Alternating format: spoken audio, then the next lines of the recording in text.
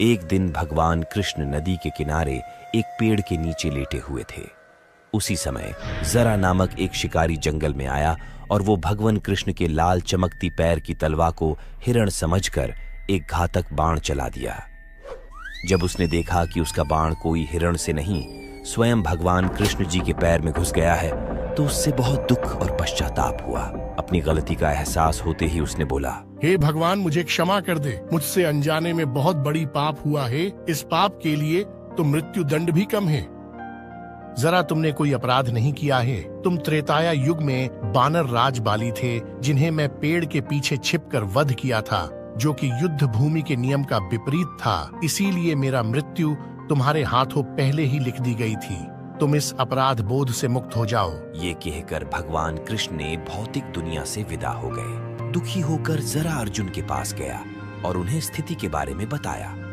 यह सुनकर अर्जुन ने गहरे दुख के साथ भगवान कृष्ण के अंतिम संस्कार किए। उनका पूरा शरीर राख में बदल गया, सिवाय उनके हृदय के, जो जीवंत और दिव्य था। अर्जुन ने हृदय को एक लकड़ी के तख्ते पर रख दिया और उसे नदी में प्रवाहित कर दिया। हृदय नदी में बहता रहा और बहुत समय बाद वह ओडिशा के महानदी तट पर पहुंच गया। वहां सब्र नामक एक आदिवासी समुदाय था। विश्वाबासु आदिवासी समुदाय का प्रमुख था। उन्होंने भगवान कृष्ण के हृदय को पाया, जिससे दिव्य चमक निकल रही थी।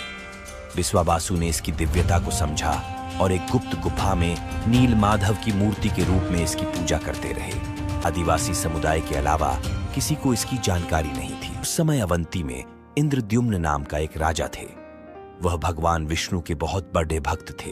हमेशा दिव्य देवता के एक झलक पाने के लिए उत्सुक रहते थे।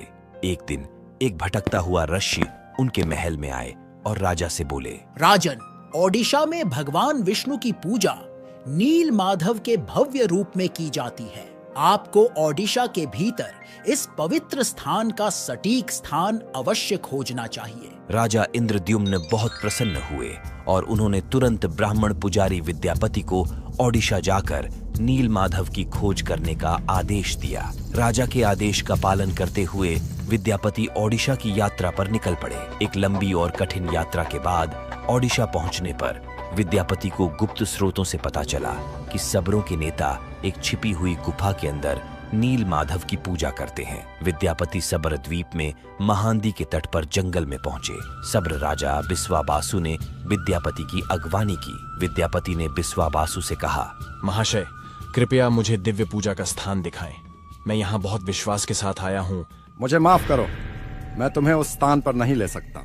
अब मैं क्या करूँ? यदि मैं इस प्रकार लौट गया तो राजा को क्या उत्तर दूंगा? मुझे कोई दूसरा रास्ता खोजना होगा। विद्यापति उसी गांव में रहने लगे।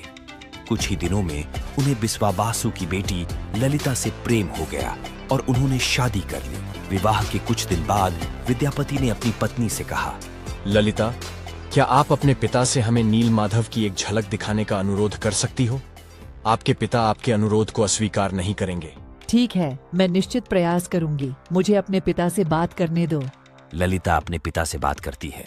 ठीक है, लेकिन मेरी एक शर्त है। विद्यापति अपनी आंखों पर पट्टी बांध कर जाएंगे। विद्यापति ने शर्त मान ली, लेकिन चतुराई से कुछ सरसों के बीज अपने साथ ले जाते हैं। रास्ते में छिपी हुई गुफा का रास्ता याद रखने के लिए सरसों के बीज को गिराते हुए जाते हैं। गुफा में पहुंचकर विद्यापति ने नील माधव की दिव्य छवि देखी और मंत्रमुग्ध हो गए। ने राजा इंद्रद्युम्न को सारी बात बताई।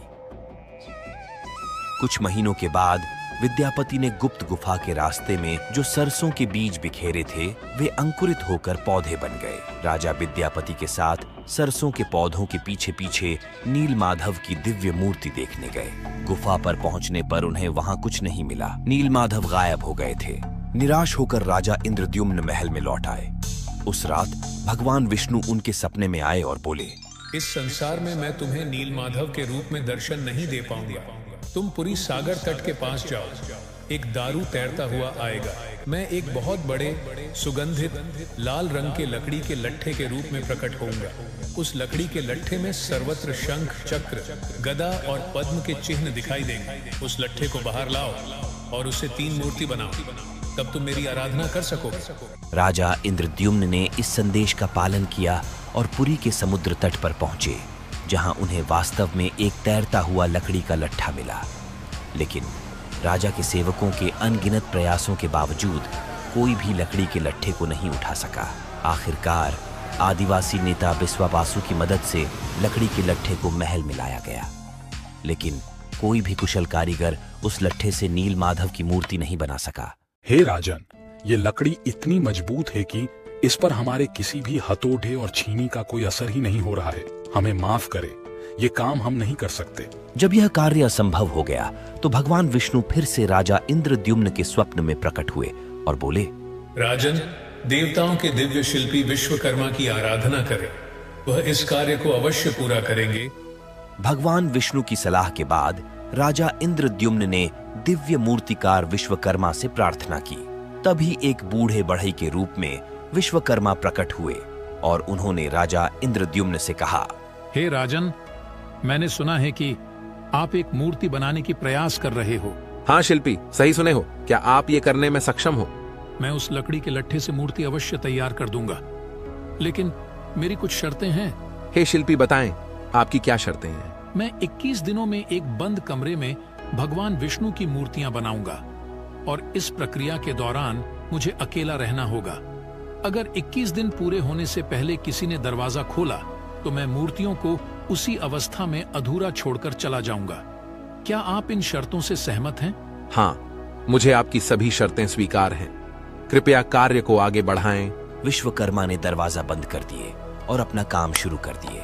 लोगों को कमरे से केवल आरी, छेनी और हथौड़े जैसे औजारों की आवाज ही सुनाई दे रही थी। 15 दिनों के बाद जब कोई आवाज नहीं सुनाई दी तो रानी गुंडिचा चिंतित हो गए और राजा इंद्रद्युम्न से बोले, महाराज, मैंने उस कमरे से कोई आवाज नहीं सुनी है। शायद बूढ़ा बढ़ई भूख से मर गया है। कोई दुर्घटना होने से पहले हमें दरवाजा खोल देना चाहिए।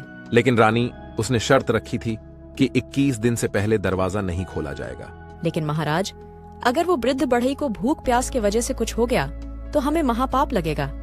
हमें अवश्य दरवाजा खोल देना चाहिए। रानी गुंडिचा ने दरवाजा खोलने की जिद की। अंत में दरवाजा खोला गया, जिससे पता चला कि बूढ़े बढ़ई के रूप में भगवान विश्वकर्मा 3 अधूरी मूर्तियों को छोड़कर गायब हो गए। राजा इंद्रद्युम्न को विश्वकर्मा की बात न मानने और शर्त तोड़ने पर बड़ा दुख हुआ। इसलिए भगवान जगन्नाथ के हाथ और पैर अधूरे हैं। जब राजा इंद्रद्युम्न उन अर्धनिर्मित मूर्ति के समीप जाते हैं तो उन्हें हृदय की धड़कने की ध्वनि सुनाई देती है, जिससे उन्हें ये ज्ञात हो जाता है कि इस मूर्ति के भीतर श्री कृष्ण जी के हृदय विराजमान है। राजा इंद्रद्युम्न ने उन मूर्तियों को स्थापित किया जिन्हें आज भगवान जगन्नाथ, भगवान बलराम और देवी सुभद्रा के नाम से जगन्नाथ धाम पुरी में पूजा पाते हैं। और भगवान जगन्नाथ को दुनिया में एकमात्र जीवित देवता माना जाता है, जो अपने भक्तों को सुनते, समझते और उनकी इच्छाओं को पूरा करते हैं।